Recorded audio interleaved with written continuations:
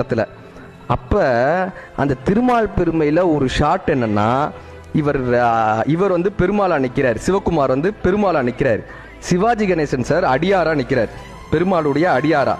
இப்போ இவர் வந்து காலில் இருக்கக்கூடிய மெட்டிய, பெருமாள் காலில் இருக்கக்கூடிய மெட்டிய படுத்து வாயால் கலட்டுற மாதிரி ஒரு காட்சி, வாயால் கலட்டுற மாதிரி ஒரு காட்சி. இப்போ அந்த இடத்துல நிற்கவே முடியல. சிவாஜி கணேசன் சார் வந்து எடுக்கிறேன்ற, படுத்து வாயால் தான் எடுக்கணும். இப்போ டேரக்டர் சொல்கிறாரு, அப்படி வேணாங்க, நம்ம வேணால் கையால் முட்டிக்கால் போட்டு கையால் எடுக்கிற மாதிரி வச்சுக்கலாமா, இந்த இடம் சரியில்லையேன்னு. அப்போ சிவாஜி கணேசன் சார் சொன்னாரா, நம்ம சௌரியத்துக்காக புராணத்தை மாற்றக்கூடாது, புராணத்தில் என்ன இருக்கோ அதை தான்ப்பா நம்ம காட்சியாக எடுக்கணும், அதுதான்ப்பா நம்மளுடைய வேலைன்னு சொல்லி அவ்வளவு அசுத்தமான இடத்திலையும் கூட படுத்து அந்த மெட்டியை கலட்டினார்னு சிவகுமார் சார் அந்த சம்பவத்தை நமக்கு பதிகிறார்.